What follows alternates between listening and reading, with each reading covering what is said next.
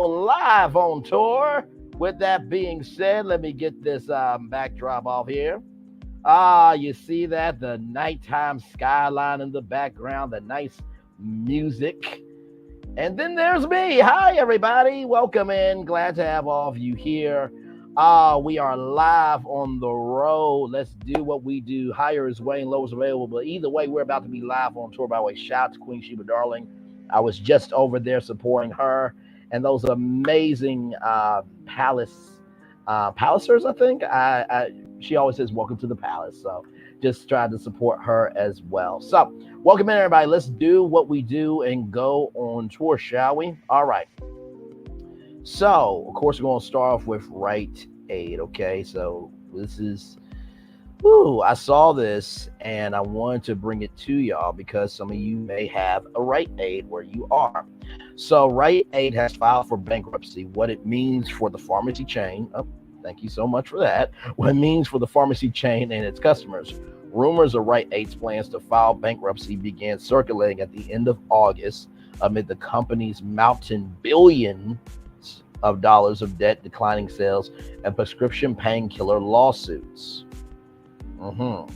Rite Aid filed for bankruptcy Sunday, plans to close a untold number of stores across the United States as it battles slumping sales and a slew of opioid lawsuits. One of the largest pharmacy chains in the country, Rite Aid, has in recent years struggled to keep up with bigger drugstore chains like CVS and Walgreens as it faces legal hurdles related to accusations that it helped fuel the raging opioid epidemic.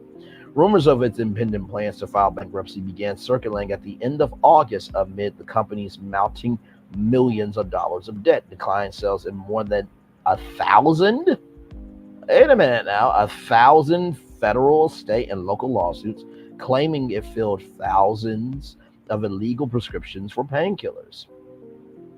So here's what you need to know about the filing. So what does Chapter 11 bankruptcy mean for Rite Aid?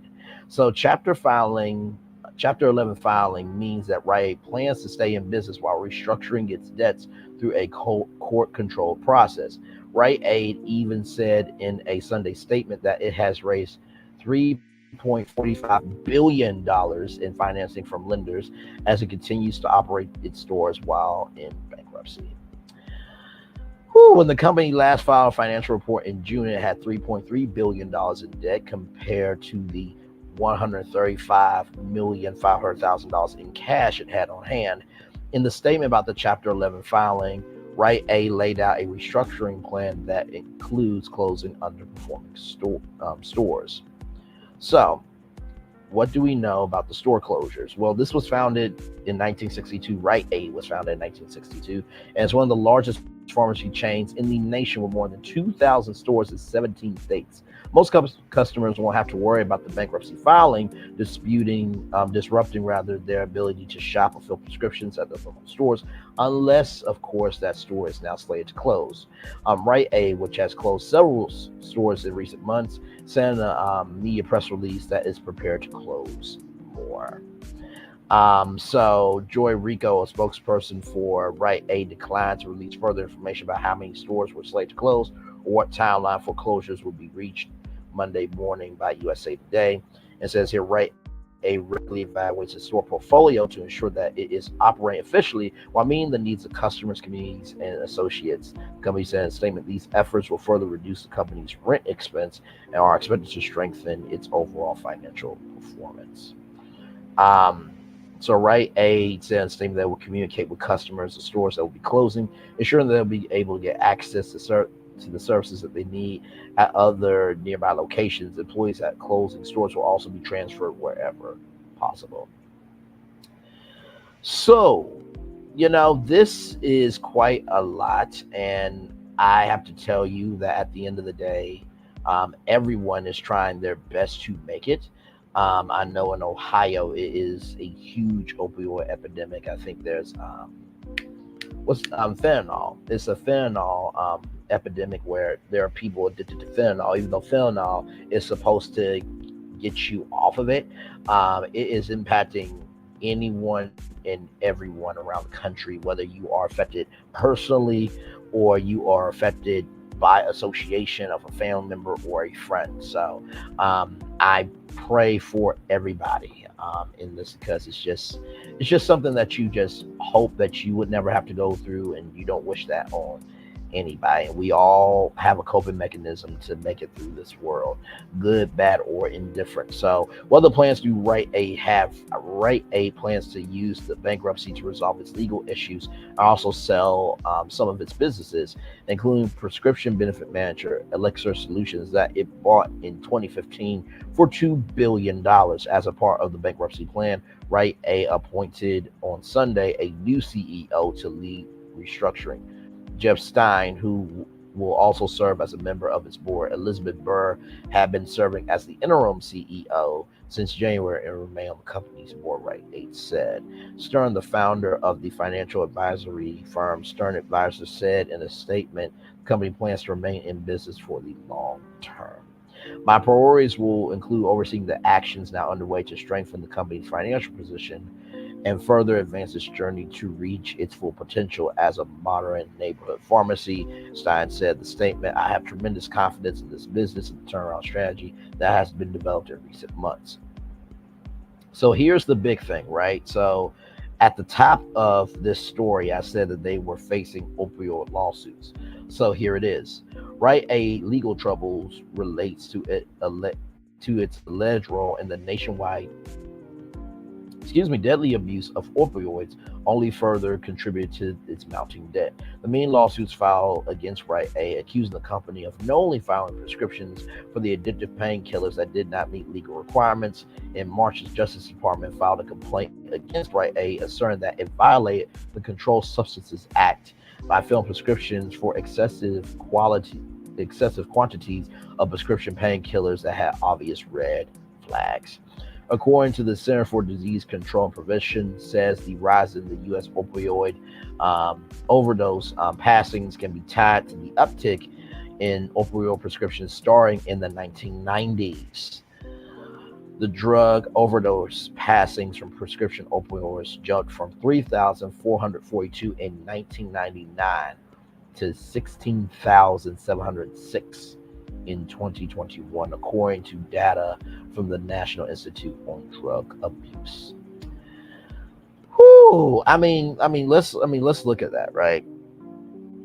So from 3,442 people who passed to 16,706 in 2021, and this is 2023. So just imagine, if you will, the magnitude of all those people that have passed, the resources that have been laid to bear or had to be laid to bear to get those people to try to revive them so they won't have passed.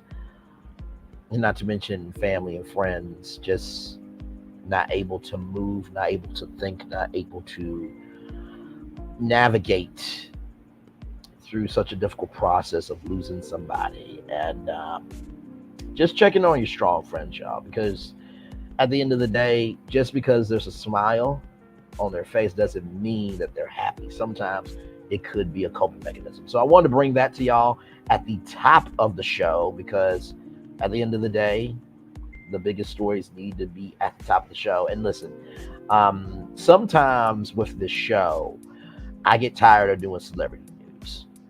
Although I try to find the humanity, the soul, the depth of celebrity, but every once in a while, as a content creator, you need to be responsible, accountable, and you need to take on the cape of, hey, do you know that real life is happening here? Do you know there's an opioid epidemic? Do you know this? Do you know that? Do you know everything in between, all around the way? And it's okay to be woke, responsibly woke.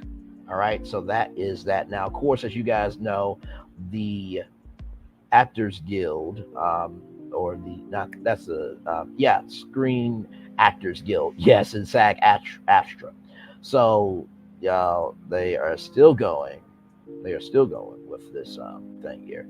So this is inside the breakdown of the negotiation. So this is from Sharon Waxman, the CEO of the rap. I use the rap quite often here. So it says here, inside the breakdown of SAG-AFTRA and studio talks, a threat leads to a walkout. Instead of a 1% levy on all streaming revenue, the guild wanted $1 per subscriber per year fee the studios bought.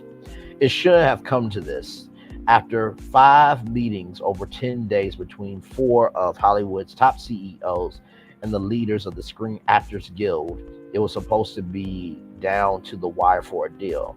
Instead, SAG-AFTRA President Fran Drescher touched a frayed nerve with the CEOs, principally Netflix CEO Ted Serratos and Warner Bros. Discovery CEO Dave Zaslav. According to multiple insiders who spoke to the Wrap, the Guild had returned to the negotiating room at SAG headquarters in West Hollywood with a new ask.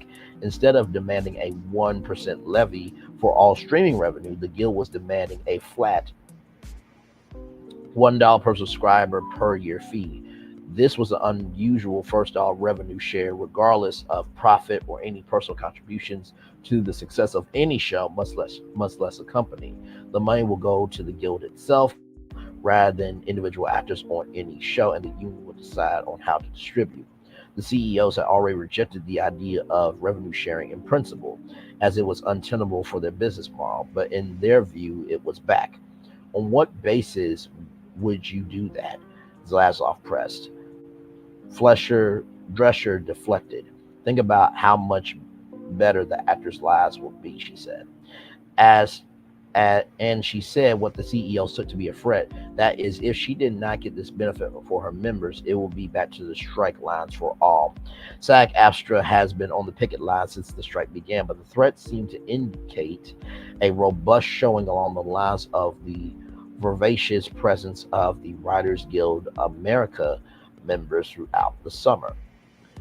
This subscriber proposal made no sense to CEO Zaslav Serratos, Disney CEO Bob Iger, and NBC Universal Studio Group Chairman Donna Langley.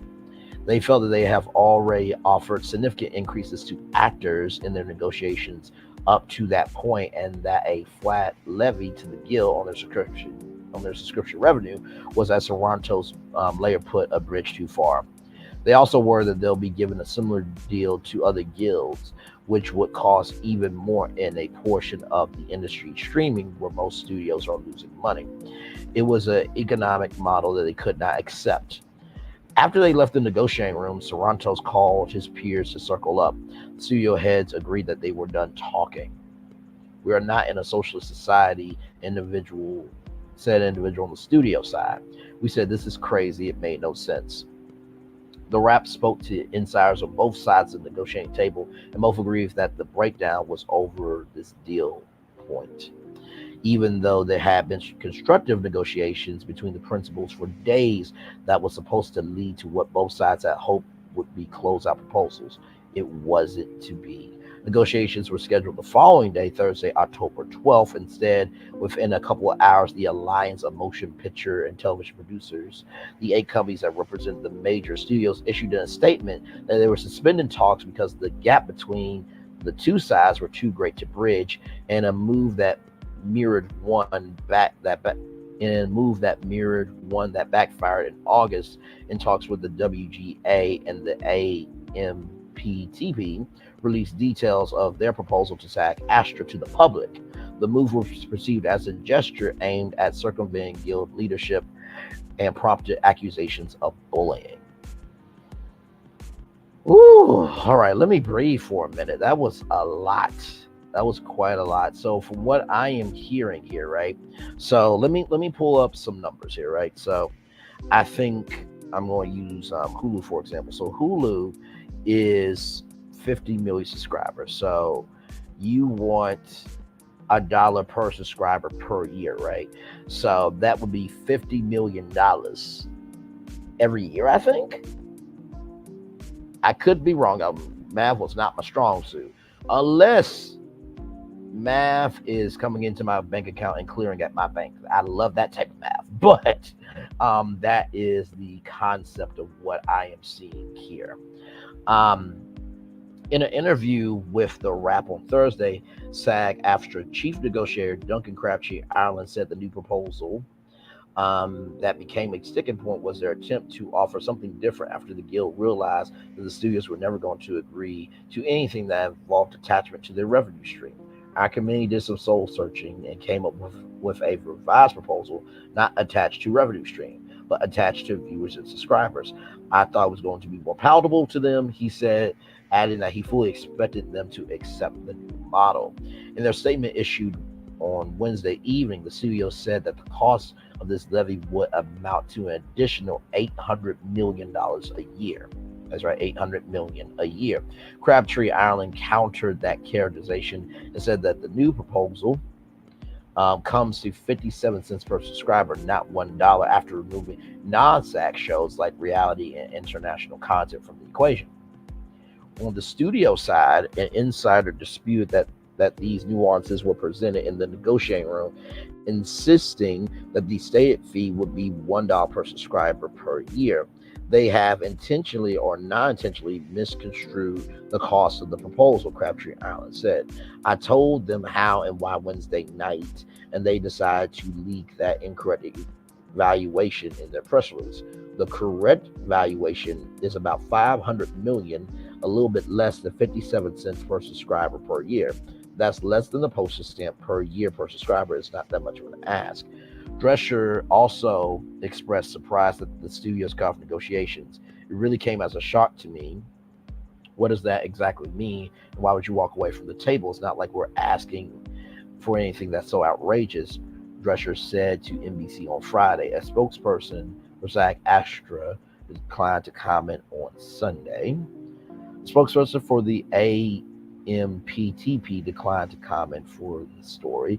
Either way, the tension between Drescher and the CEOs, much more so it appears than with Crabtree Ireland, inserts a personal element that now needs to be overcome. She's holding up the whole industry, said the insider on the studio side. We left. I don't know if we're coming back any time soon. Whew. Well, Fran Drescher has put up a fight. I can tell you that much. And listen, I totally get it, totally understand. I was in a meeting today with someone discussing some things. And one of the things I said to them was this, that, SAG-AFTRA has every right to be on the strike. I think we all want equal pay, fair treatment, equal treatment rather, and embraced by all as one for one and for all of what can be. However, I do have an issue, because if I type in this here, okay, just want y'all to know, because I think that this is important. I mentioned this many times before. I know it's a broken record at this point, but I think it is important that this needs to be said. Let me share the screen here. So y'all can tell me if y'all see anything. See that right there? Something is not sweet in the Kool-Aid with this, because look at that right there. Live on Netflix. Now, I'm not telling you what to do, right? I'm not telling you what to do, but obviously you see it there, that Saturday, February 24th, 2024, it will be live on Netflix. Now, they did a multi-year deal, and that is the cast of Abbott Elementary, by the way. Beautiful there. That's Andrew Garfield and Sally. That's Jessica Chastain. That's Timothy. I'm trying to remember most of these casts, though. But yeah, basically that's what it is, right? It's quite sad to me. By the way, I was clicking on this, thought I was going to do something. But anyway, it's sad to me that this is the state that we're in. I get trying to get everybody paid, but as the strike continues on, there are more and more people that their careers are devolving in front of our faces. And listen, I know that at the end of the day, you can say these are rich people problems. Sure. However, all the costume designers, all the makeup artists, all the craft services, lighting, audio, editing, all of the all of the jobs that are long in the tooth that take hours to do, those jobs deserve to be saved. And also the actors too, because at the end of the day, there can't be editing, craft services, and executive producers and associate producers and all these people without the actors. So one thing doesn't work without the other. But you cannot sit up here and say to me that, once again, like, y'all going to be on Netflix at 8 p.m. Eastern, 5 p.m. Pacific. That's hypocrisy. So I hope that this strike ends soon. But from what they said, that they walked out and they're not coming back, that's not a good sign. That's not a good sign. And now it's like the studios are really pressing for unscripted content more than ever before. So shows like Brainley's Virtual Tour Live, they're gonna be trying to find other shows like this, and they're gonna be trying to do, more reality competitions, more game shows, more talk shows, anything that just deals with people. And Vivica A. Fox from Crown said that hosting is the next phase in her career because she's done acting. She's a great actress.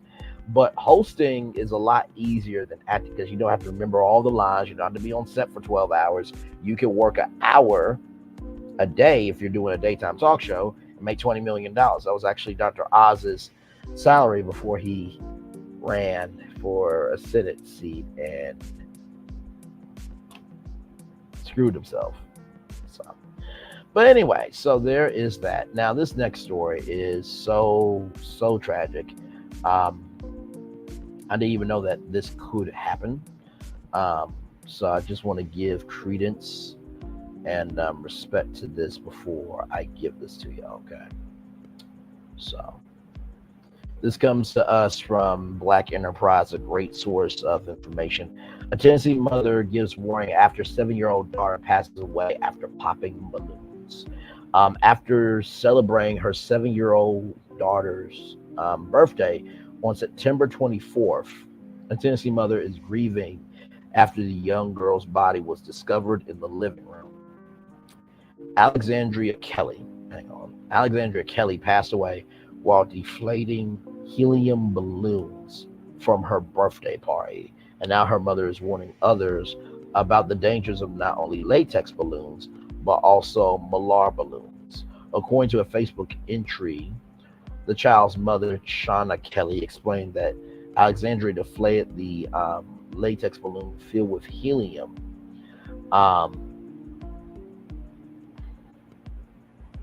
a week after her birthday party. After that, Kelly went to bed, leaving her daughter with the Mylar balloons. Alexandria then asked if she could pop her large 7 balloon. Ooh, okay. And Kelly agreed. After briefly falling asleep, Kelly returned to the living room to find her daughter face down and unconscious. I thought for a second that she fell asleep, but then noticed the Mylar balloon around her head. That was around her head, Kelly wrote. She removed the balloon, called 911, and started CPR right away. When police arrived, they, along with firefighters and paramedics, tried and failed to revive her daughter. Kelly says she does not know the cause of passing because she was told that results from tests could take 4 to 6 months. I hope that by sharing our story that I can bring awareness and educate parents about the dangers of not only latex balloons, but Mylar balloons. I hope and pray that this will prevent and save the lives of other children. I won't want anyone else to experience the pain and devastation that the loss of a child brings. According to the St. Louis Children's Hospital website, latex balloons are not recommended for children younger than 8 years old. If a balloon breaks, collect the pieces immediately and dispose of them out of reach of the children. Shiny foil balloons, commonly known as Mylar balloons, can be a safer choice, but adult supervision is recommended with any type of balloon. According to WVLT, that The incident that took place in Clinton is being investigated by police. I'm sorry, y'all. I tried not to cry through that story. First of all, I did not know how dangerous Malar balloons could be.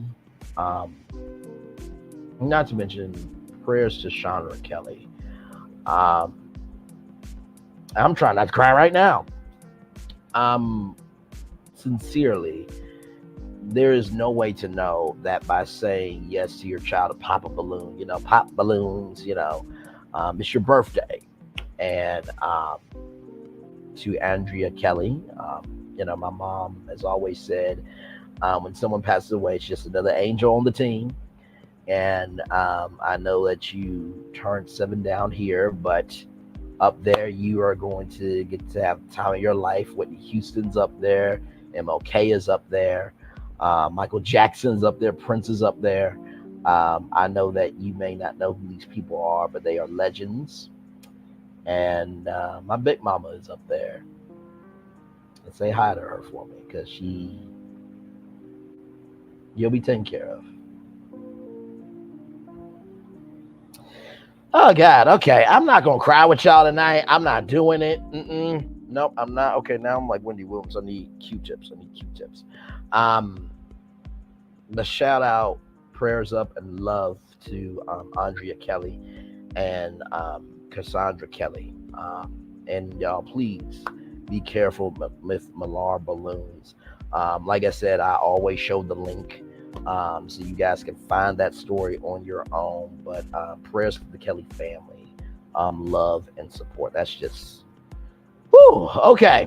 All right, let me get myself together here, because I'm not a parent, but I felt all those emotions of Sandra Kelly. So, all right, okay. So the next story we got for y'all, I don't know how we're going to do this transition, but we are going to do it. And the next thing that we're going to talk about here is Nick Cannon. So Nick Cannon said something recently. Let's see. I'm sorry. I really am trying to get myself together here. Okay.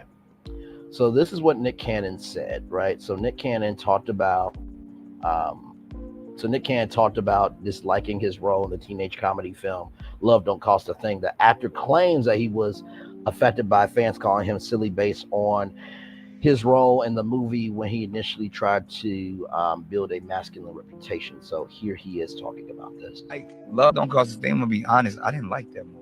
I've only seen that movie one time. That's my shit. You tripping. Part of it because, like, I don't know. I actually watched that with my girlfriend back then. I get it now because it's classic now, but then it was weird coming off a Drumline, and then and I was the man in Drumline.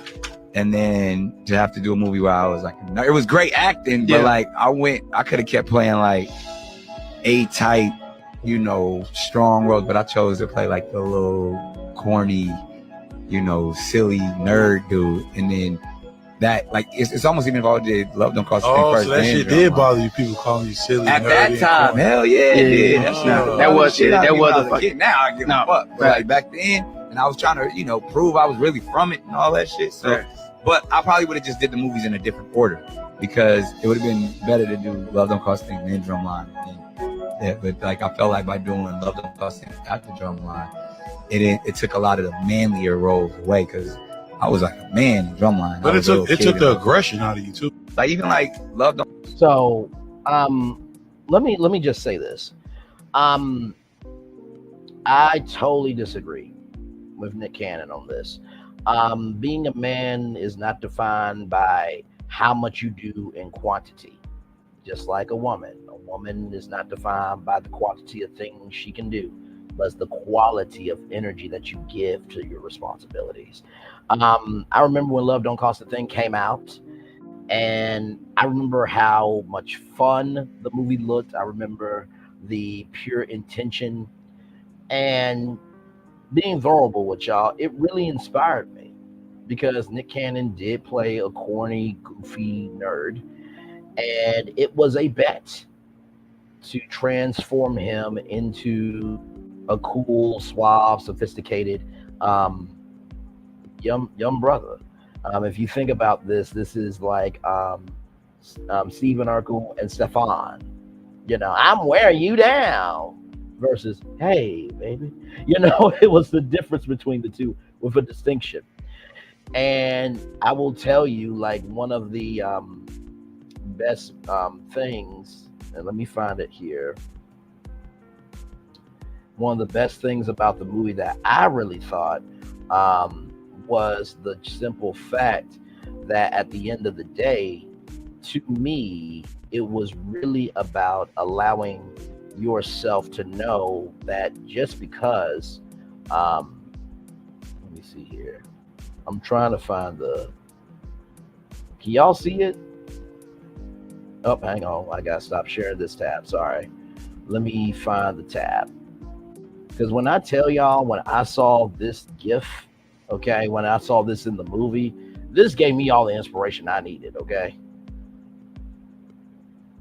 Right there at the end of the movie where Christina Milian's character, Paris, wanted him for him, and that happened, that gave me so much confidence to know that it does not matter if you are successful, not successful, broke, rich.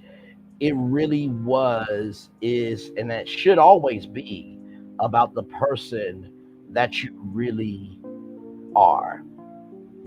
One of my friends said to me, Braylon,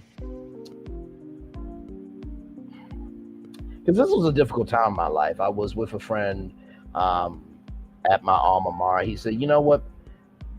People come and go, but guess what? People remember you, Braylon, for good, bad, and indifferent. And you have to take that silver lining of, you may do the most, you may not always get everything right, but you always show up for people. And so, honestly, to tell you the truth, Nick, this may mean nothing for me.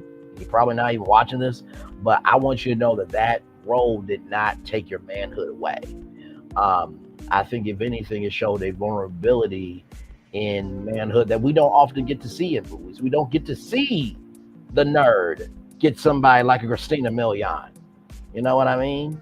And if you didn't want to do the movie, well, hell, you should have called me, because I would have played your part more perfectly than you. But I just totally disagreed with Nick Cannon's statement on that, the role, took his manhood away and he wasn't able to do manly roles. Dude, you were known for being the youngest writer at Nickelodeon. You were more known for TV than for movies. So, like, cut it out. You're still having a career now. Lord help. Christina Milian is still fine. Lord Jesus. But I think she's married now with kids. So let me be respectful. Although, that was my wife, we would be role playing Love Don't Cost a Thing at least once a week. Okay, I'm just keeping it real with y'all. But let me stop playing with y'all. Actually, why am I lying, y'all? I'm not playing about that. I really would play role play Love Don't Cost a Thing, Christina Milian once a week. I absolutely would. She was my woman. But yeah, let's go back to this because I want y'all to see some of the comments here. IV Film, TV, and Comedy said, well, I liked it over time, but it will never touch the original movie. Can't Buy Me Love, #classic. Trying to pull a Ronald Miller scam, you-ish on my house. So there's that one. I he's been trying to prove that he is a corny nerd type ever since. I'm convinced that's what's behind the tribe of kids and harem of baby mamas. But what do I know? Oh my God! Wow. Okay, 448 likes. Reese Cup says facts. I always said he was overcompensating, but overcompensating for what? That explains his mental thought process behind it all. Exactly, it's his mental thought process that makes him corny, not that role. Let's see here. he was definitely corny before the movie, LOL, but maybe he thought that this role solidified that image. Poor thing has always been a big bad in corn. Lord help. I cannot. I also think that's why he created Wild 'N Out, to try to rebrand from being corny to funny, which worked in a sense because now he has the respect of all those comedians that he put on. Absolutely. It says fragile masculinity. It don't matter what role you play, Nick. You are still corny even in Drumline, but love don't cost a thing is my ish. Nick Cannon disappoints me every time he opens up his mouth. The African American character represents men who are like it's a spectrum. I don't agree. Lawrence played Old Dog and his character Ink right after to show his range. What movie did Nick do after Love Don't Cost? That part. Let's see. Trying to avoid being seen as corny made him even cornier over the years. Do you fumbled the Mariah Carey? Just hold that L for life with that fragile ego of yours. Oh my God. What? Tom Hanks has played a cross-dressing man. Will Smith has played as a gay man. Maybe it's his depth as an actor. I feel like y'all missing his point. He's saying that his perception is key in Hollywood. He was already corny and goofy. Nick Star. Drumline should have pushed him into more serious male lead A-list roles, but because he did Love Don't Cost a Thing next, he was seeing goofier and corner, which hurt his chances at getting serious consideration for bigger roles. I can see that part from the psychology of it, but still, at the end of the day, it really does depend on how hard you want to go. You know what I mean? In terms of your career.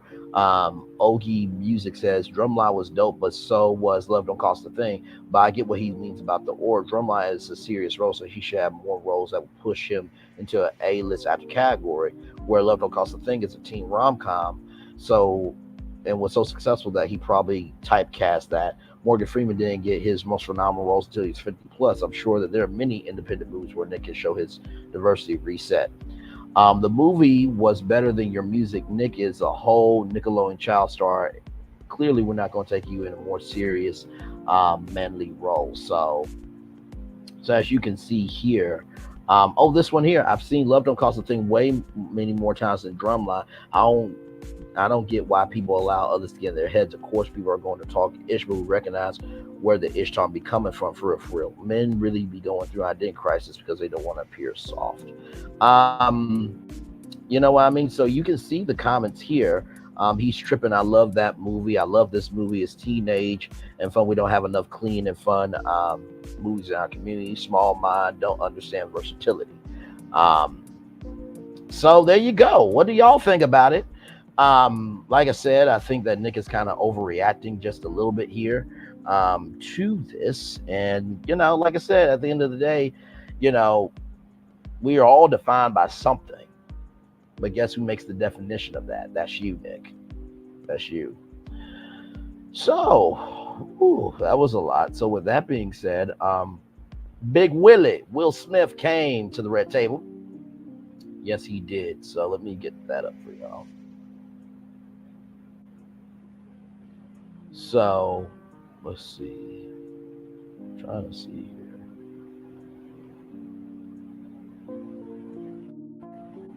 Sorry, y'all. I'm just trying to see something here. And so glad to have all of you here for sure. Let me just make sure I'm...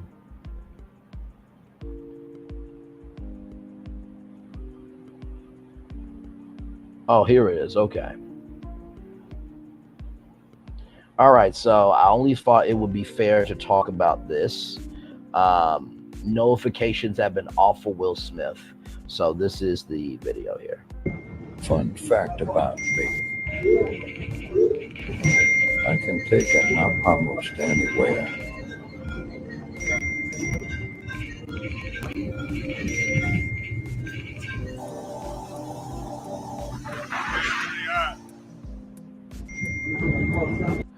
So there is that.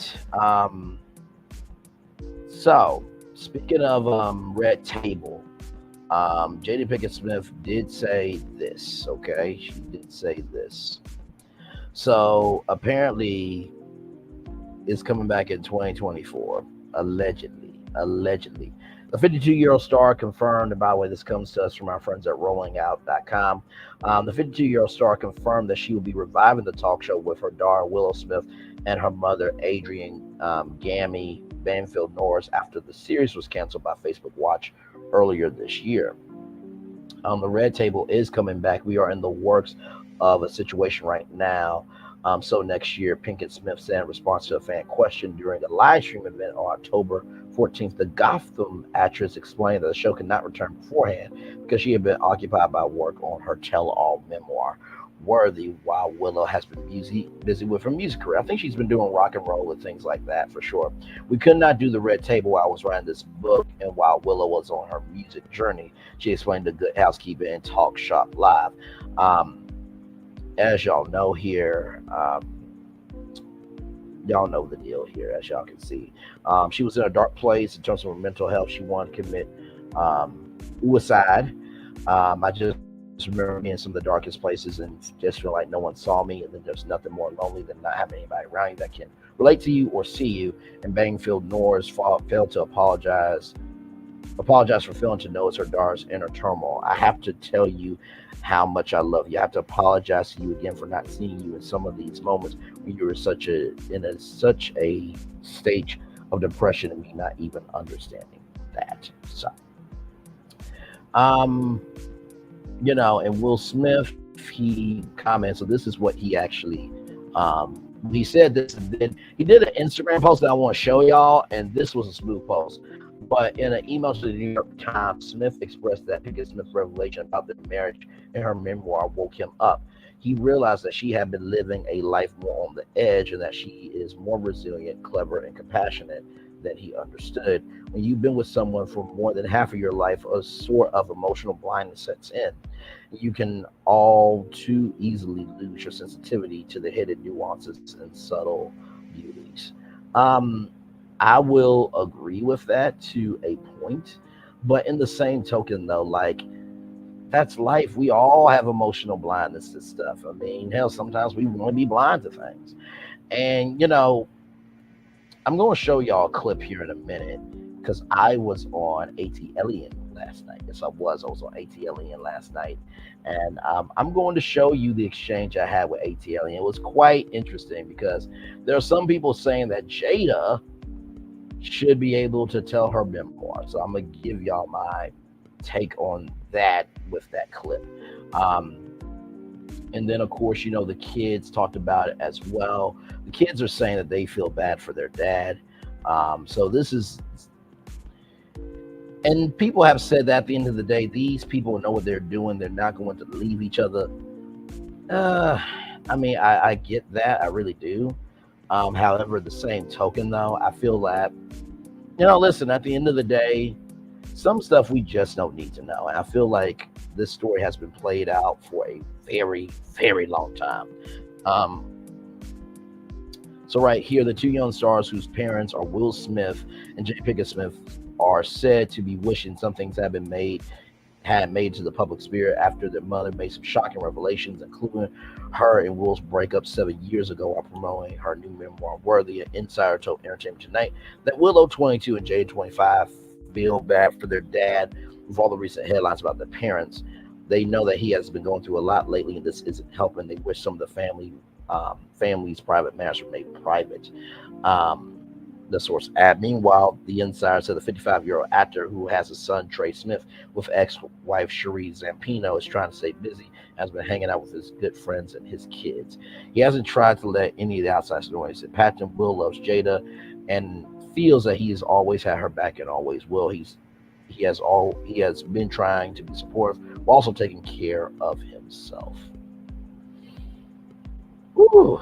So here from Media Takeout, let me share this stat with y'all. Media Takeout confirmed that she and Will Smith were trying to reconcile because Hoda said this morning that if Will Smith finds another love and you find another love. And so Jada shut that down. She said there is no finding another greater love, meaning that she will never love another man. Jada continued that she and Will are working hard to bring our relationship together after she revealed that they've been separated for 7 years. And she told Hoda on the Today Show that they are working to reconcile. There is no finding another great love. I think that's the point she said. So we're in a place now that we are in a deep healing space. We're trying to really concentrate on healing the relationship between us. There's no divorce on paper. We've been working really hard. That's the whole thing. We're working very hard at bringing our relationship together back to a life partnership. Whew, okay. I mean, listen, at this point, like, y'all been, you know, to use your analogy, separate for 7 years. It's basically a divorce. All you need is it on paper. So this is what Will Smith had to say. Okay. So this is his. Let me refresh it because I want y'all to see it from the beginning. Okay, y'all ready? So this is his official statement. I think that he limited who can comment on it. I think, but this is his official statement. I got something for you. Here's the thing. So, my opinion of the.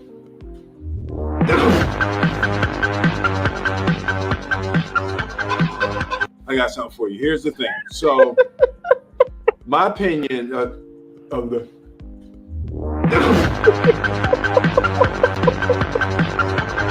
Man, I got something for you. Here's the thing. So, my opinion of the.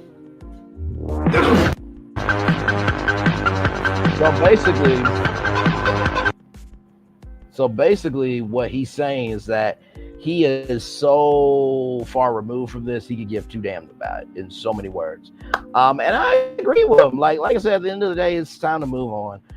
Let me show y'all the clip from AT-Alien as I look that up. AT-Alien. A-L-I-E-N. So let me find it here. Hang on. Sorry, y'all. I'm gonna play it and then I'm gonna go to that exact part because y'all gonna get to see Braylon live with AT-Alien. Okay. Let me just find my part here. Okay, hang on, y'all. Give me. Okay, I think it's after Phaedra Parks. I think. Oh, it's after Shy Shy. Okay, hang on.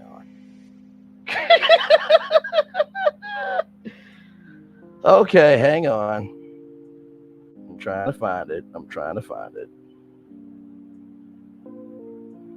Y'all give me a moment, because let me tell you something. What I did on AT-Alien's channel, I gave her something different to think about. I really, really did. So y'all just know that this was live, just like here, it was live. But I want to show y'all that I like to diversify myself and recognize that at the end of the day, each platform requires a different energy, but also requires purposeful energy. So, whoo. I don't think this Will and Jada story is going to go away, but like, I think at this point, if we keep talking about it, they're going to get more money. You know what I mean? That's just my take. So it's just, all right. So y'all ready for this? Oh Lord, here we go. Let me get it up for y'all. Okay. Whew, I'm a little nervous here. Y'all ready? Okay, here we go. Hold on. We got Braylon Lee. Hey, how's it going? First of all, huge fan of you. And Josh, I'm with you, brother. Like, at this point, like, what else do y'all need to do? Y'all been separated for 7 damn years. Really? And listen, far be it from me to tell a black woman what to do, because Lord Jesus, when we do that, we are castrated to a hell that we can't come back from. But in the same token, though, like, is there anything else that you can do? Like, don't y'all own Westbrook? Like, Bel Air is on Peacock. if anything, like make a drama series on Peacock. Like, I can't keep saying the moves that you should be making, not having your money. Like, come But it's a memoir. Shouldn't she be allowed to tell her story, whatever that is? I mean, like once No, again, people write memoirs all the time and tell y'all they, about their family and they, the dysfunction in it and all of that. Why is it they, that they now? I'm not disagreeing with you on that. I think at this point the memoir has been ran on social media for several years. But she's telling the truth of it. Y'all telling the truth. Well, maybe, I don't know. Or she just bumping her damn gun. But I'm saying, like, y'all have put this story out there, so now it's time for her, in her mind, possibly, to give the truth, the true story. I don't know. Not a good look for her, and it's not a good look for the family. If people have to take a second guess at how your family might feel about this, it cannot possibly be good for the family. Yeah. And honestly too, Tyler Perry wrote a book called Higher is Waiting, right? Great inspirational book. This is the thing. People are about evolution. And to me, it seems like that there's more to Jada than just her life. Because there was a point in time where Whitney Houston was Whitney Houston. And by the way, let's not forget Keith David and Morris Chestnut as A-list stars. Keith David was on Greenfield and Morris Chestnut Green was Leaf, on Lowe's, which I'm still pissed the off point about. is Fox Just canceling a whole the lot show. of them. But besides that though, I think at the end of the day, it's just like with you, ATLian. You covered Housewives, right? But you have evolved into this platform where you could talk about anything. So when you know there's more in you, do more. I'm not saying that she has no right to write the book or not. Hell, listen, I'm just trying to barely make it together with my damn mental health. So that way I can try to see a better day. So I could give two damns about memoir, unless the memoir's about me and my check is be good. honest. Okay, to be You know honest. what I mean? But seriously, at the end of the day, there's more to life than this. So, listen. Okay. So I guess you're not gonna buy the book. Let me say this. I'm sorry to cut you off. Go ahead. No, you're good. I'm not buying the book, but also I want Jada to be well. And there's plenty of things that we cannot stand. Some people can't stand Kenya Moore. Some people can. Some people can't stand candy, but bedroom candy, low key, you're probably buying it right now to have a good night tonight. So at the end of the day, we don't have to like everything that somebody does, but that doesn't mean we don't want them to. Go ahead. Go ahead, Josh. I thought you had something to say. Go ahead. I think because we had so few Hollywood couples that was a black man married to a black woman in the heyday of Will and Jada, we definitely looked at them as couple goals. We had respect for them. Different sectors respected them. They were a distinguished couple. And I feel like since the Red Table Talk, she's taken brick by brick. And I'm not saying because we didn't have a Red Table Talk. That's why more people are looking at Jada. She's taken brick by brick and crumbled what they sold to us. We might not would have thought about it. They could be like Denzel and Paula Washington and stay out the limelight, just worry about their individual career. But they sold this package to us as though they were this golden couple, and now she's tearing it apart. Correct. So to me, they're both fucking liars. Yeah, I mean, at the end of the day, I mean, honestly, with the slap, like, there's worse things than slapping somebody on national TV. I mean, honestly, didn't somebody just tell Andy Cohen to F off? And that aired on national TV. So, like, and I've said this before, I think Will Smith is beyond gifted. I said he should do a daytime talk show, get Jazzy Jeff to be the DJ. And at the end of the day, he is still that big of a star. Really, to be honest, I think Will Smith is bigger than Jada. I think so. Oh, 100%.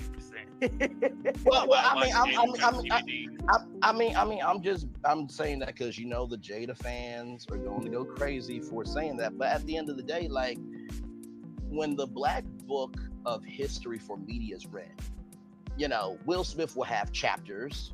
Jada will be mentioned in the chapters. There's a difference between the two. Damn! Well said. Oh, hashtag savage. Well, thank you, Braylon. Much love, y'all. Much love.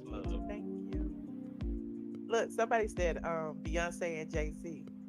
Like, what they Like Beyonce wrote a whole album putting Jay-Z stuff on blast. Y'all in didn't a curated way, in a way where you didn't necessarily know she was talking about him or she alluded towards him.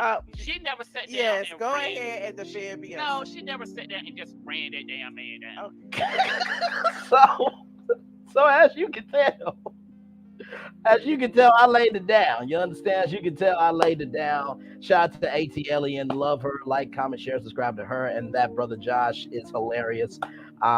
Hey, listen, I may be on there again. Like I said, I like to diversify myself. Some people, they stay in drama, toxicity, being trifling, a heathen, and everything that really they project onto us, but that's who they are. Whether, you can't handle hot tea, whether your eyes are whatever color, they can't see pretty things, or you know what, let me just say this, Popeyes fixes better food sometimes than restaurants. Just saying. But anyway, welcome in everybody, glad to have all you here. I think we're all over Will and Jada. That's the point. Lord Jesus, help me. Welcome in, everybody. Glad to have all of you in the building. Like, comment, share, subscribe. We're talking about a lot tonight. We got Rite, we got the SAG-AFTRA strike. We got Alexandria Kelly. She passed away from some Myron balloons, sadly. Nick Cannon, of course, is not liking his role that he played in Love Don't Cost a Thing. He felt that took away his masculinity and getting other roles. And then, of course, Will Smith. Well, y'all know. Y'all, if you don't know, you know now. So I just played a clip from ATLian where I gave her some feedback. And I think personally, hashtag, I think it was the best comment of the night, if I do say so myself. Oh, my Lord Jesus, my Lord. 4 people in the building. Thank you all so much for being here. Like, comment, share, and subscribe. I appreciate you so much for being here. And to Rio's point of praying for the family, absolutely, that Kelly family with that balloon story, that was so tragic. I did not know the power of balloons like that. And I really did not know at the end of the day that we don't know what we don't know, right? And for that mom to say, of course, it's your birthday, go ahead and pop the balloon. But for the balloon to be wrapped around her head and to take her 7-year-old daughter to the hospital where the cause of death was a balloon, it's just quite sad. It really, really is quite sad. So praying for the Kelly family for sure. Hey, Phyllis Crawford, welcome in. Glad to have you here. We got a lot to talk about. Of course, like I said, shout out to Queen Sheba Darling. She is still going with her live panel takeover. Shout out to Queen Sheba Darling, doing what she does best there for sure. And I'm glad to have all of you here in the building. We got so much to talk about. We've got the Rite Aid bankruptcy. Yes, they filed for bankruptcy. They will still be having locations. And they also have opioid lawsuits. A lot going on with that. Of course, SAG-AFTRA. There was a request that went too far. And one person inside the talk said that the studios have walked away and they don't know when they'll be coming back. So tension is very heavy in Hollywood, in the words of Eminem, hashtag knees weak, arms heavy like spaghetti there. Andrea Kelly with a balloon. She passed away because of a balloon ride. She was 7 years old. Yes, Rite Aid is still in business. They filed for bankruptcy recently. And then, of course, Nick Cannon didn't like Love Don't Cost a Thing. He did not like that because he feels like it took away his manlyhood away in terms of being an A-list actor. But I didn't really see Nick Cannon as an A-list actor. I'm just gonna be rude. There's no disrespect. What Nick Cannon has done for his career has been incredible, and it still is incredible. But I've never seen him as an actor before. Never. You know what I mean? And then of course Will Smith and that whole situation. So yeah. So yes, indeed. Let me pull up the Rite Aid story here.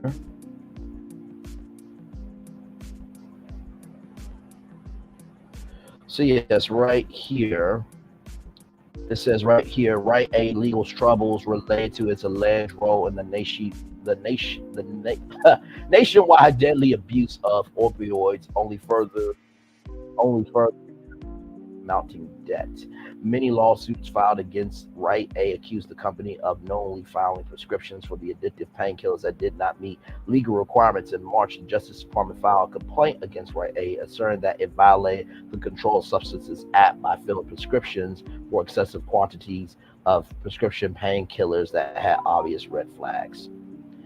The Centers for Disease Control and Prevention says the rise in the U.S. opioid deaths can be tied to the uptick in opioid prescriptions starting in the 1990s. Drug overdose deaths from prescription opioids jumped from 3,442 in 1999 to 16,706 in 2021, according to data from the National Institute on Drug Abuse.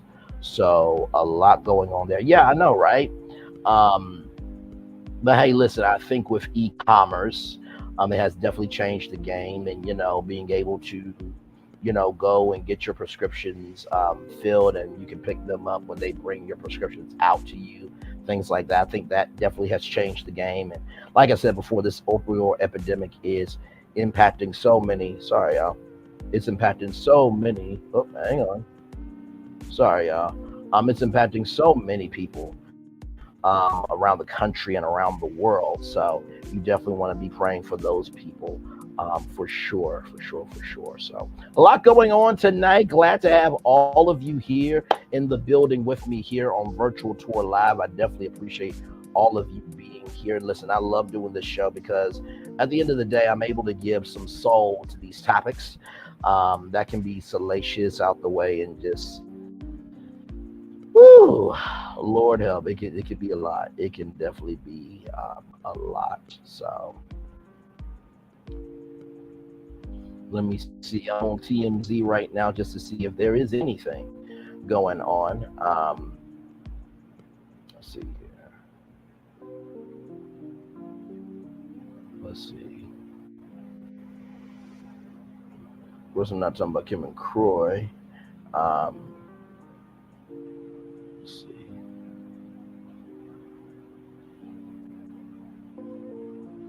So on tomorrow's show, I'm gonna be talking about I'm going to talk about Blueface, and y'all, I need Blueface to just go away completely. Just whatever you want to do with your life, just go the hell away, because you're doing the most. You are doing the most. Like honestly, like Blueface's mom compared her behind to Blueface's girlfriend. Like, I'm gonna need y'all to stop, because y'all are just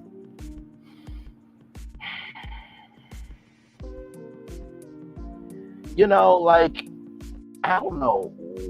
I don't know what's going on with Blueface and that whole crew over there, but it just seems like whenever Blueface is in the news, I mean, Blueface is a young version of Kanye West.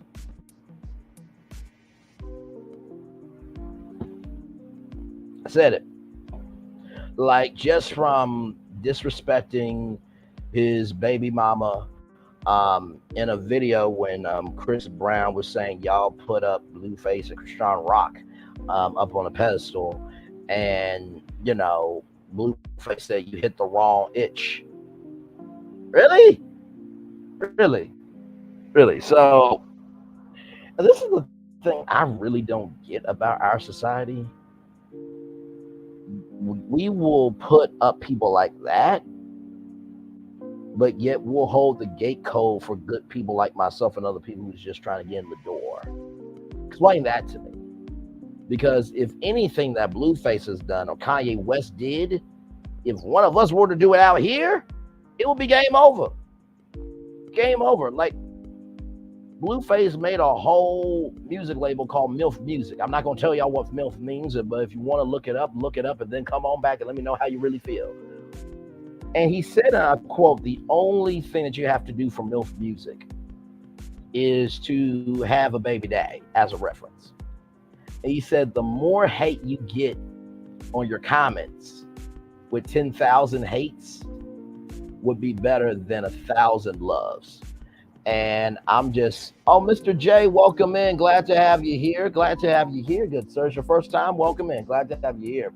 But yeah, it's like, so you have a dude who made a music label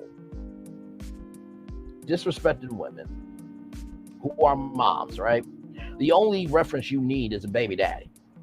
And then if you get 10,000 hate comments, that'll make him more attractive. That'll make you more attractive to him to sign you. And y'all posting him up? Really? Then you got the mama out here acting a fool, comparing her behind to his girlfriends. And then one of the sons says that the only thing you ever taught me was how to eat cat. And then you compared ding-dongs of your son and your boyfriend. Like, what is going on with y'all? Oh my God, I can't do it. I can't do it. I just can't do it.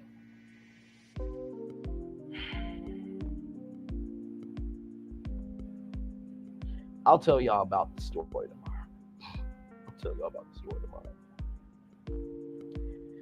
Oh, Lord. So, I don't know if y'all know about this story. And y'all, we are live on tour.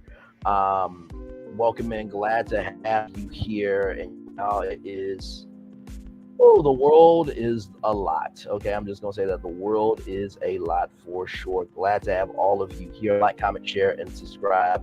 I saw this story earlier today, and I want to talk about it with y'all because, yeah, I don't know what's going on in the world today. I really don't. So check this story out. This comes to us from TMZ Sports. Cops.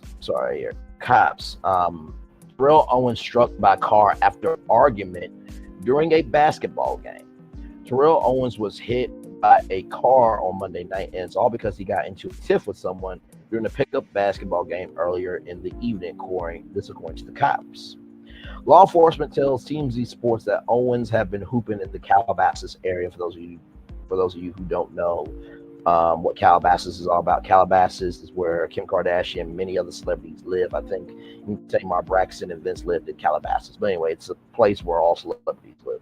Well, not all celebrities, but some of the big names are there. When he apparently got into an argument with someone else on the court. We're told following the game, the man who had been beefing with the NFL legend got into a car and drove the vehicle right into the former wide receiver's knee. Thankfully, cops say that Owen did not require medical attention. Law enforcement says officers took a report for assault with a deadly weapon.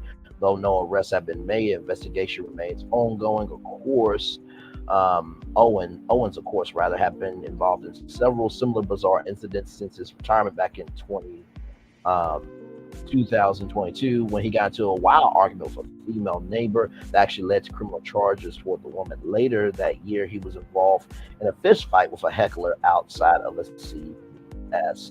Owens, who last played the NFL for the 2010 season, had said in both cases he did nothing wrong.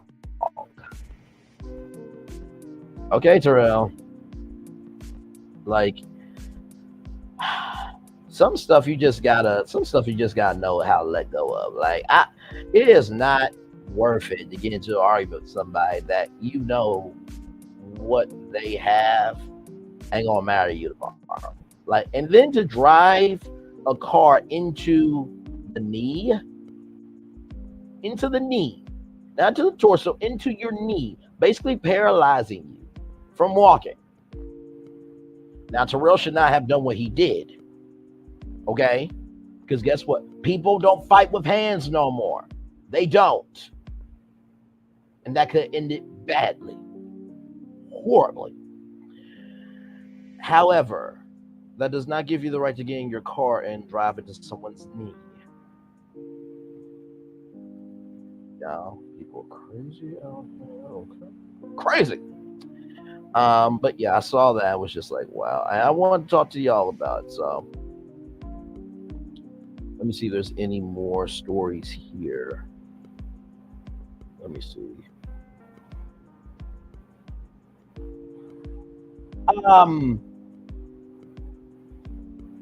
Okay. So, okay. What I'm about to show y'all, it's live. Okay, so just roll with me here. All right,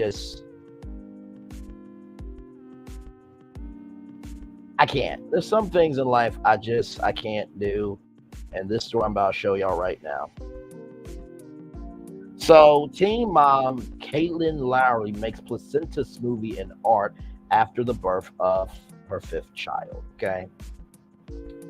So, Caitlin Lowry has a new baby in her life, and with it comes all the joys of motherhood, including a post-birth beverage that is all natural and straight from her womb. The Teen Mom star posted an eye-popping clip on social media Monday showcasing her blending up her own placenta, pouring it into a mason jar, complete with a straw, which was clearly ready to drink, and we can only assume that she did.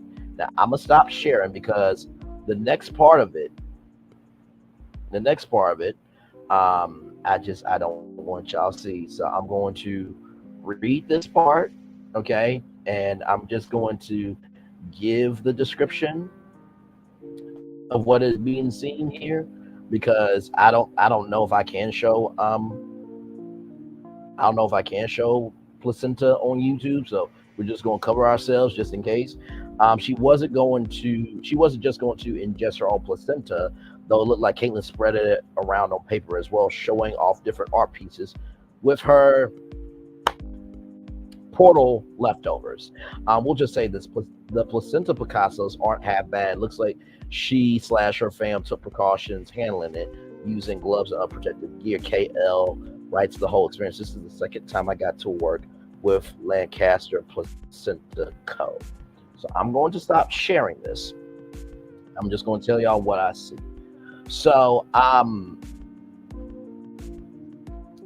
it looks like the placenta's on the table, and it looks like dark red meat, like a steak. And it's a company that offers placenta encapsulation services. Apparently, it's a big business.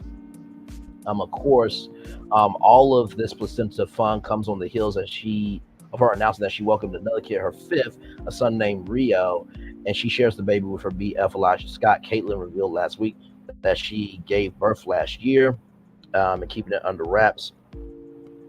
Normally, Caitlin's baby news is very public, but this time around, she wanted to keep it to herself and out the spotlight. She told people, I want to be able to tell my own story on my own terms and kind of share what information I want to share instead of being within a contractual obligation or storyline.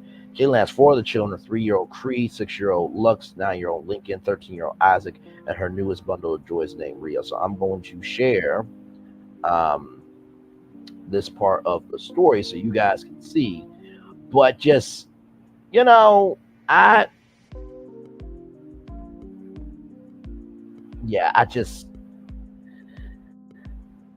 going to show the rest of this story. I'm not going to show the placenta artwork. That's just a little much, okay, even for YouTube.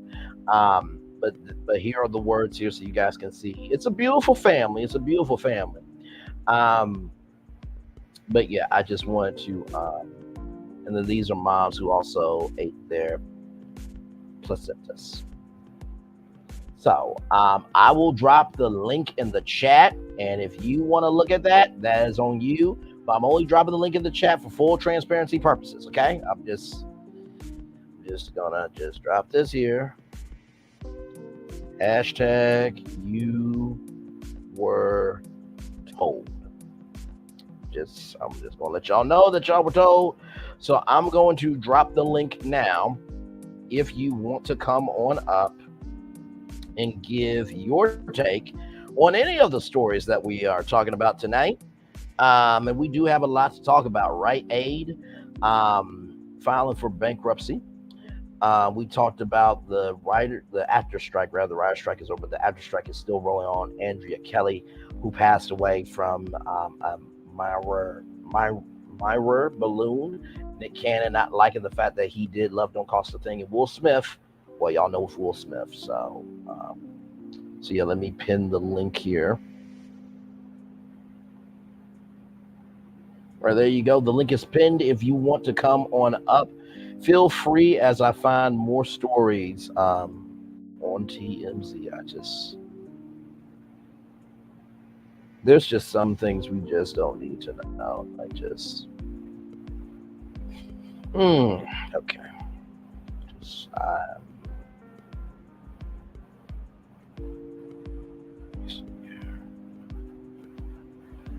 Just trying to look here for some more stories, if anything. But yes, indeed. Let me go to deadline.com and see what we got here, if anything.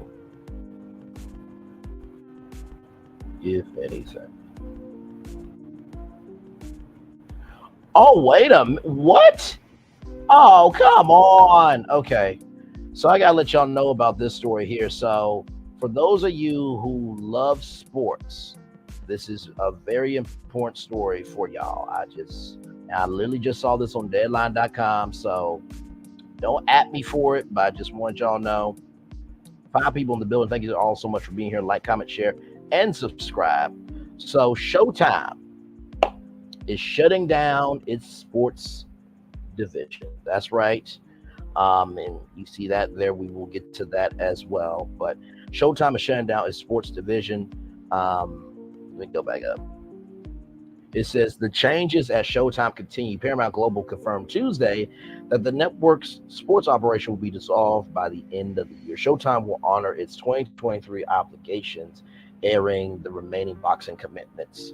As we evolve our strategy to more efficiently allocate resources and align our content offering across the business, we have made the difficult decision not to move forward with boxing and other content produced by the Showtime sports team, Paramount Global said statement. Showtime will continue to air and support the remaining 2023 boxing slate and our obligations through the end of the year. We want to express our deepest gratitude to our employees who have contributed to this award-winning sports programming over multiple decades. This marks the latest downsizing move at Showtime since the exit of longtime CEO David Nevins a year ago when the premier cable network was put purview of Chris McCarthy. Since then, Showtime merged with MTV Entertainment Studios, was rebranded as Showtime as Paramount Plus, with Showtime and underwent layoffs. Its programming slate was also pared down as it refocuses for 3 new thematic lanes. Sports chief Steven Espinoza and his team will depart at the end of the year. Showtime is leaving the boxing business after almost 38 years, exiting after nearly 2,000 bouts, 5 years after longtime rival HBO did the same thing in 2018. Nevins was a big supporter of the network's sports efforts, which culminate in the hyped Manny Pacquiao and Floyd Mayweather fight in 2019. Like HBO, Showtime has struggled with the cost of continuing sports programming. At the same time, the parent company is making significant investments in streaming. Paramount Global inherited Viacom's investment in Bellator MMA circuit, but has been recently reported to be looking to offload it. Showtime. I'm going to tell y'all why. Paramount Global.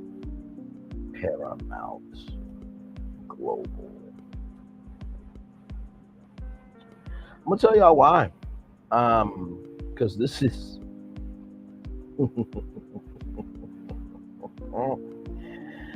I just give the facts to y'all. That's all I do. I just give the facts to y'all. So let me share this tab.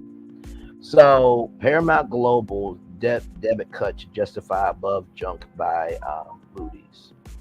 Oh my lord. Okay, hang on. Let me go back. So basically, you see it there that Paramount is in $15.6 billion in debt. I'm going to say it again, $15.6 billion in debt. So that's why they are really downsizing. They are downsizing because of their debt. Now, they try to sell off BET for $3 billion. Now, Tyler Perry put in a bid of $2 billion. Byron Allen put in a bid of $3 billion. And Paramount Global said, we're not selling it. One of my good mentors, AJ from the Onyx Collab, by the way, weeknights 10 Central only on Clubhouse, he said, and I quote, that what they should have done was each person raise money individually, then put it in a trust, and then present that trust to Paramount Global. I said, however, in the same token, though, even if they were to do that, if that was going to be if that was going to be the outcome of rejecting it, then why do it? And so Byron Allen recently put in a bid for $10 billion. That's right, you heard me, $10 billion for ABC. So let me type that in. Because what we do over here is we keep facts on deck here.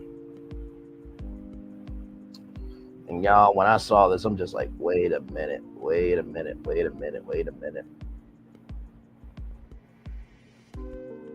So let me get the link up here for y'all. Present, share screen.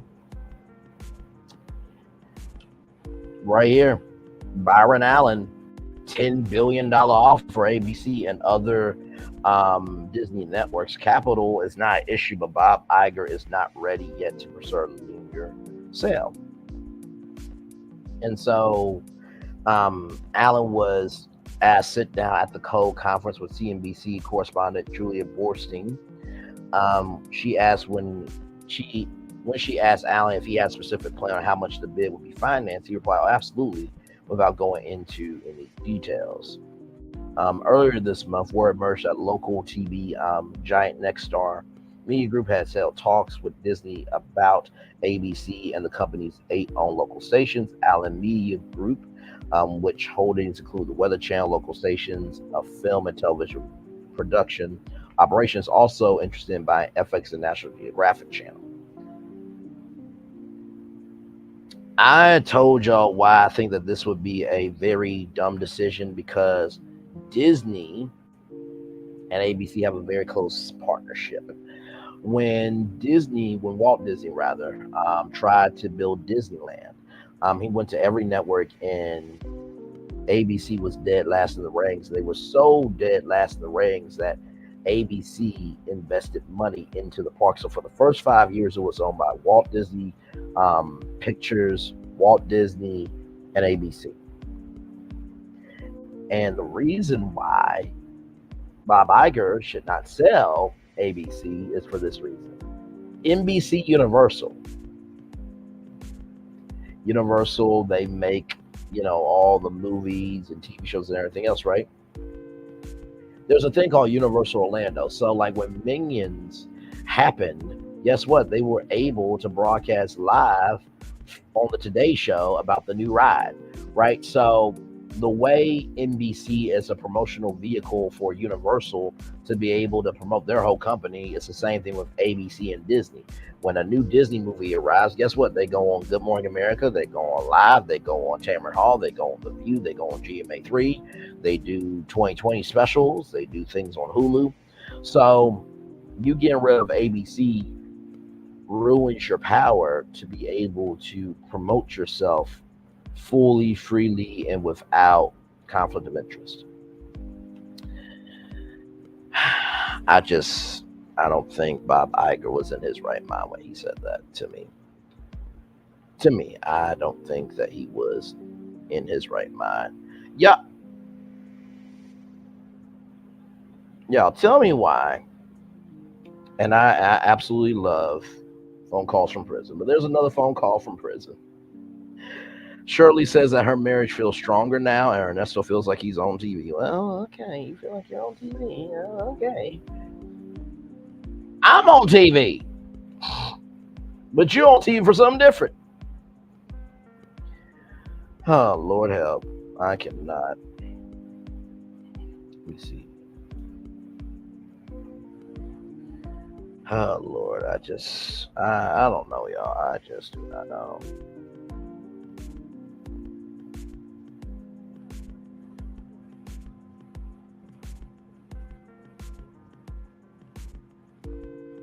Lord.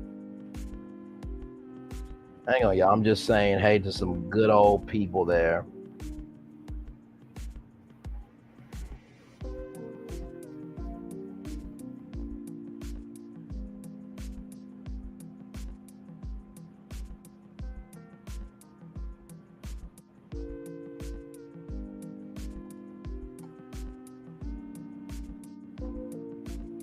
Lord help. You know, it's amazing what can happen in 24 hours, y'all. It really is.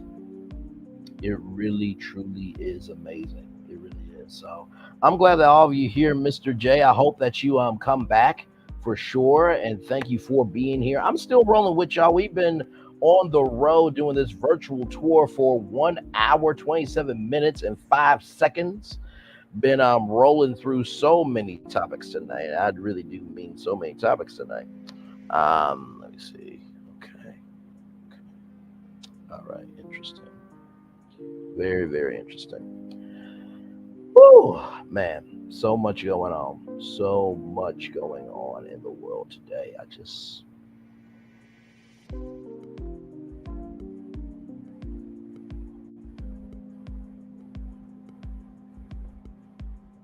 Lord. So is there anything else that y'all want to talk about? Like I said, I will be back tomorrow with an all new show. I already planned it out, which normally I don't do. You know what I mean? But y'all, when I tell y'all what I found tomorrow, it is just absolutely crazy. So actually, let me do that right now. I'll show y'all my thumbnail for what I got brewing for tomorrow's show. Tomorrow's show. Oh, you know what? Before that, I want to show y'all some people that have become very special to me. And I instantly almost cried today. And I want y'all to follow them, like, comment, share, subscribe to them. These are some wonderful, wonderful people. This is Dave Neal. I was actually on Bachelor Rush Hour podcast.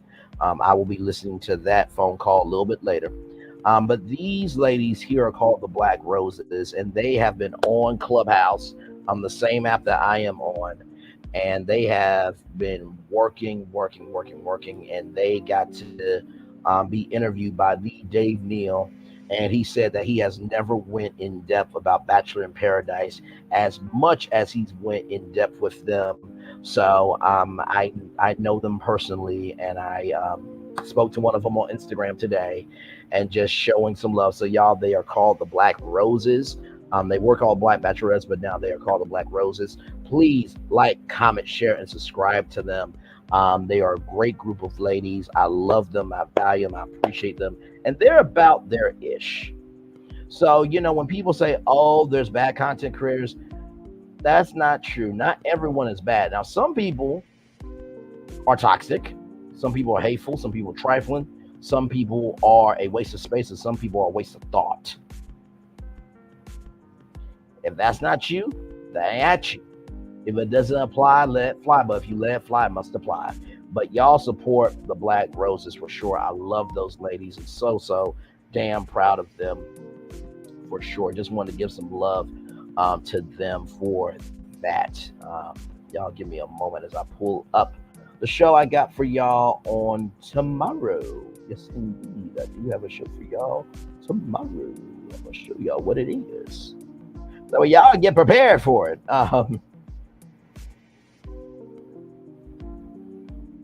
And it's a jam-packed show. It is a jam-packed show. So let me show y'all what I got for y'all on deck for tomorrow's show. I've never done this before, but I'm like, yeah, why not? Just to show y'all. Just to show y'all I am doing the work. So this is the show for tomorrow. Megan would never. Tiffany, you're not going to be in love with basketball too. Cardi B, what is the payment? BET wasn't hip for hopping to hip hop. Vanessa, you are always about the good. Krishan, and Krishan, you should have been rocking by yourself. Hashtag you're better. That's what Krishan Rock used to look like. And I was like, what in the world? So this is tomorrow's show at 6 p.m. And y'all see the description right there. Oh, hang on. Hang on, y'all. Y'all see the description right there. So I'm going to be joining y'all tomorrow night at 6 p.m. to talk about all of these wonderful people. And, listen, I got so many people in the bushes appreciating me. By the way, shout out to Sassy T at AO3. I was at her live yesterday. She was looking beautiful, and I've always loved Sassy T. And time had passed, and she said she checks my channel. So love you, Sassy T. Feel free to come over to the channel. And listen, I'm about love, I'm about peace, I'm about joy, but I also don't put up with any messing with it. You know what I mean? So, like I said, if it doesn't apply, let it fly. But if you let it fly, hashtag it must apply. But yes, that is tomorrow's show. So we got 1, 2, 3, 4, 5, 6 topics in one show.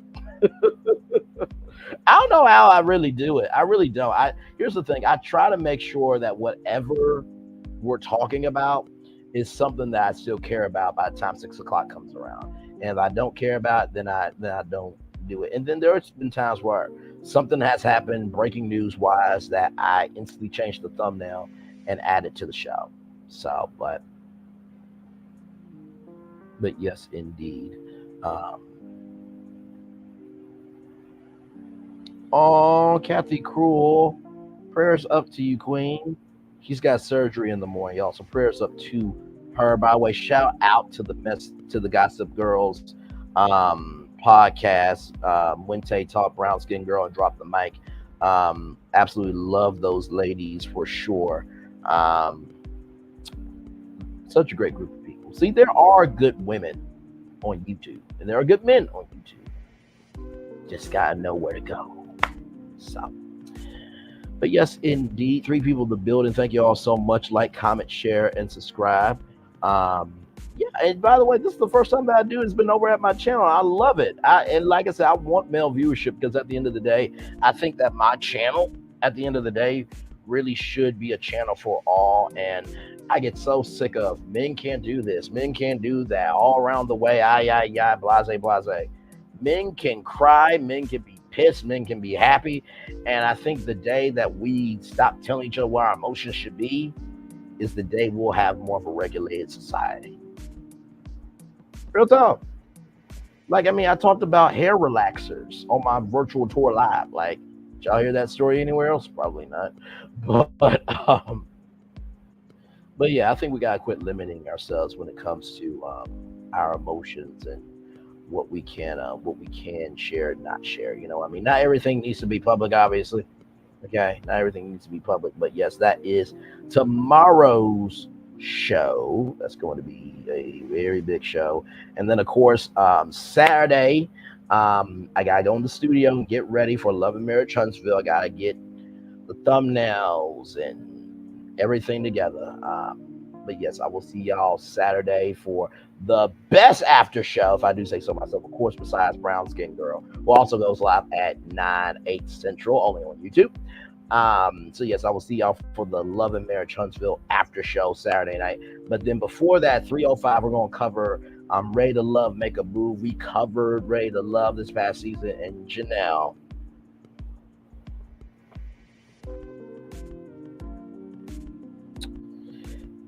I sincerely do not know if Janelle will ever come back to anything on the Oprah Winfrey Network or Warner Bros. Discovery after what she did. Probably not, though.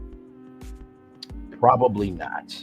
And you know what? It's probably for the best that she doesn't return, because what she did was just way out of line. Like to tell 3 people who have done the extreme hard work of getting in the game, moving about the game, and maintaining their game, to say that you're scum of the earth and you are my footstool.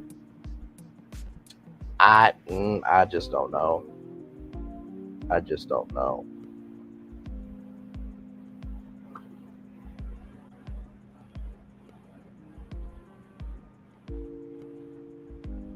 We come together as one for good. Sorry, y'all, I'm typing something. For the good, love, and the possibilities of what can be.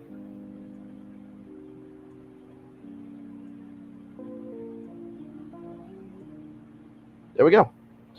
So, but yes, indeed. I'm so glad that all of you are here. Like, comment, share, and subscribe.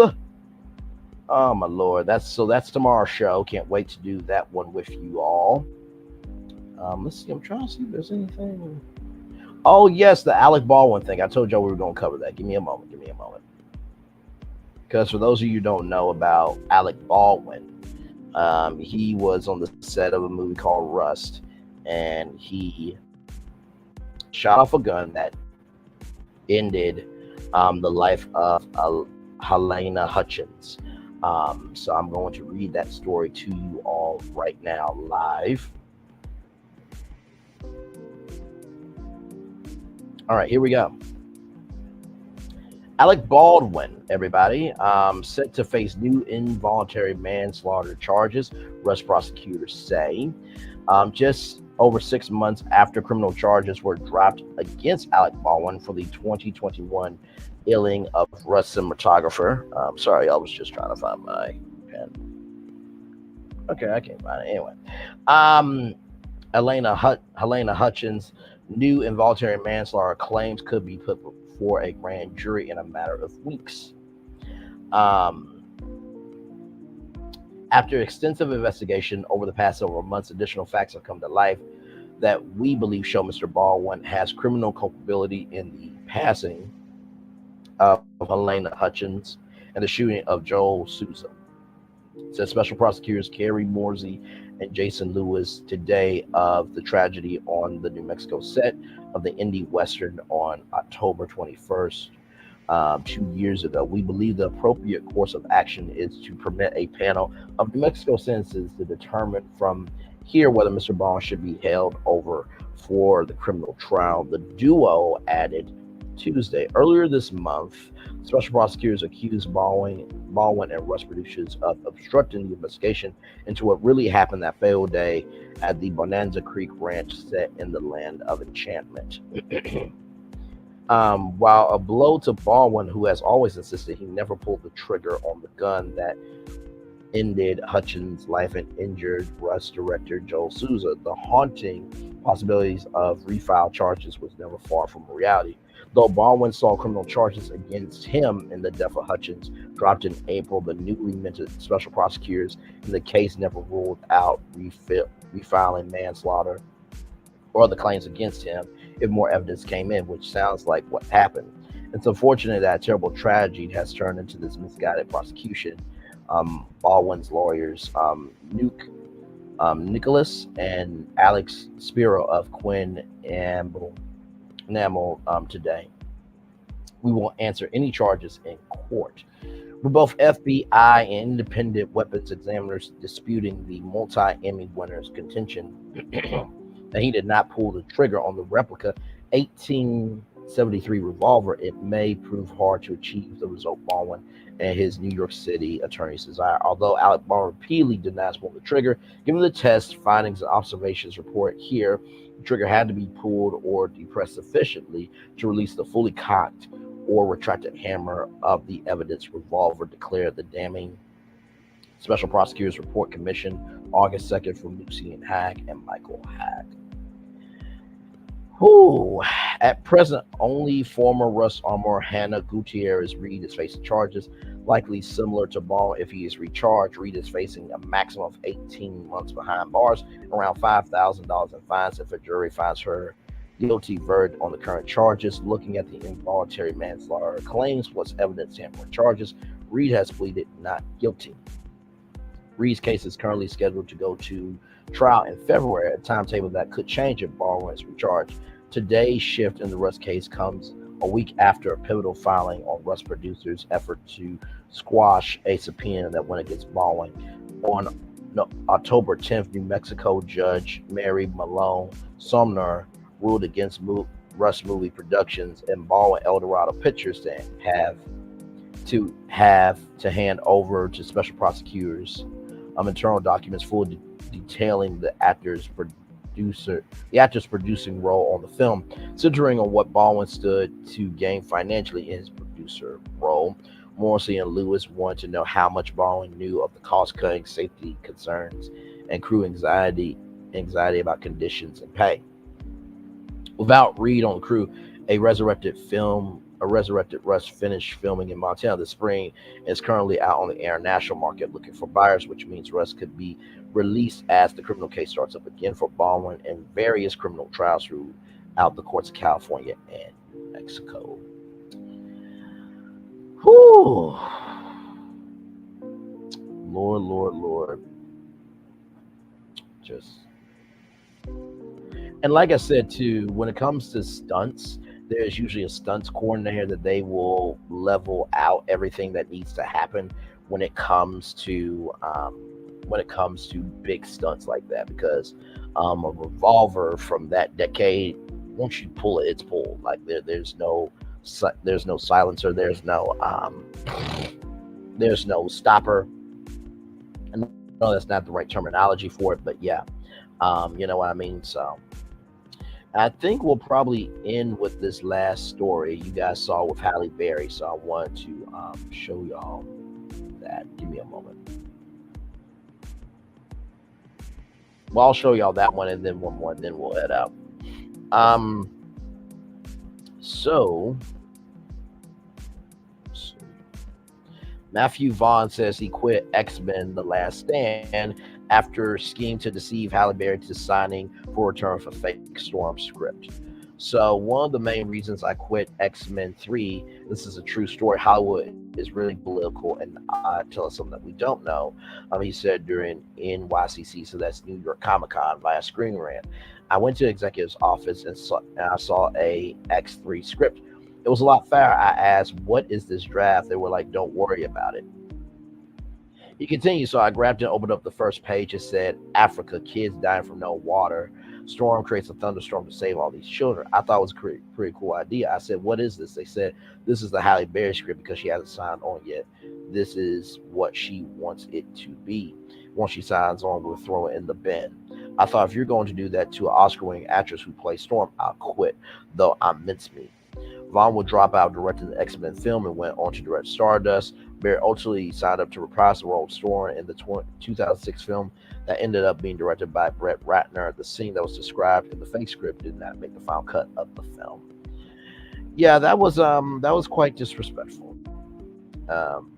Because at the end of the day, I know that X-Men are about saving the world in dramatic circumstances, but when you're trying to depict a culture in that capacity, it's just out of line. It's out of line. Finally, I will end it with this one here. Los Angeles on location shoot dates plunge again amid summer of strikes. 7 straight quarterly drop. This is the beautiful Los Angeles skyline there, a city full of dreams, nightmares, and perspectives of trying to understand their way of thinking. I don't think that's the definition of LA, but hey, that's the definition I gave y'all. So the WGA strike is over, but the fallout from that and the ongoing SAG-AFTRA walkout continues to clobber film and television production in Los Angeles. Film LA report that today on location shooting days plunged again for a quarter, dropping 41.4%. Oh my God, over 2022, the 7th consecutive quarterly deadline. Local production during the previous April to June quarter have fallen to the lowest level since the early days of vid. The city and county film permit office says that the steepest losses in the July to September period came with the near complete shutdown of scripted television in May. TV drama production dropped 99%, basically 100%, but 99% from July through September 12 shoot days in 2023 versus 1,198 in 2022. TV comedy shoots plunged 99.4%. 2 days versus 352. So as you guys can see, the average shoot days there. Reality TV is, of course, on the rise, and pilots are where they are. So as you guys can see that. There were no TV pilots shot during Core 3, as 97.3% of all television filming for the period came from reality series, which made up of 40.8% of all location shoots in Los Angeles, including Vanderpump Rules, Basketball Wives, and The Real Herders in Los Angeles. Film production was also hammered in the quarter with a 54.6% decrease from 376 shooting days versus 828 last year. Most feature projects filming during the summer were small indie productions. Among a few move forward term a SAG-AFTRA interim agreement. Projects include Adult Best Friends, Don't Trip, Eyes of the Trees, From Ashes, Isaac, Lake George, Roses on the Vine, and Who Says You Can't Go Home. There is no filming on film or television projects that qualify for the state of California, for the California Film and Television Tax Credit programs and television categories. The sober and these statistics are production numbers are not the ultimate testimony of the importance of this industry to our region. Film LA President Paul Alderley said there's a deeper testimony that comes to us through stories of families, businesses, lives, and jobs affected by the present turndown. Commercial production also continued to decline, falling 25.8% year over year to 758 shoot days. Although commercials are directly affected by the strikes, the losses of production to rival cities is an ongoing concern. We take encouragement from the recent successes achieved from the Writers Guild of America and the Alliance of Motion Picture Television Producers at the negotiating table. Audrey added, when remaining talks conclude and production returns to under mutually agreeable terms, then that will be welcome to us all. And then you guys see the shoot days there. So a lot going on there. With that being said, that is our virtual tour tonight, everybody. I thank all of you for being here.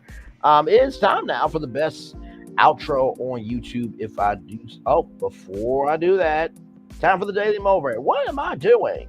It's such a jam-packed show. I'm like, what? It's time for the Great Day. Time to go greatday.com. Let me get that together because I forgot to read it last time. But let me do that for y'all. It says here, I believe that every right implies a possibility, every opportunity, obligation, every possession, a duty. It's time for the Daily Motivator, Tuesday, October 17th, 2023. Ripe with potential. Enjoy beauty anywhere you can experience it. Take inspiration where you can encounter it. Embrace meaningful change when you come across it. Give love as you have the opportunity to offer it. The moments always coming your way are ripe with potential. Keep your regrets to a bare minimum by seeing and fulfilling as much of that potential as you can. When you have the chance to satisfy your curiosity, do so. Ask questions, seek answers, and admit to what you don't know and set to learn about it. Appreciate the unique value of each person who comes into your life rather than wishing for people to be or to act exactly how you want. Hashtag quit expecting you out of other people. Rejoice in the distinctive treasure of the way they actually are. The magnificent potential of life exists for you right here, right now. Live as it comes and live it well. Ralph Walton. You know what?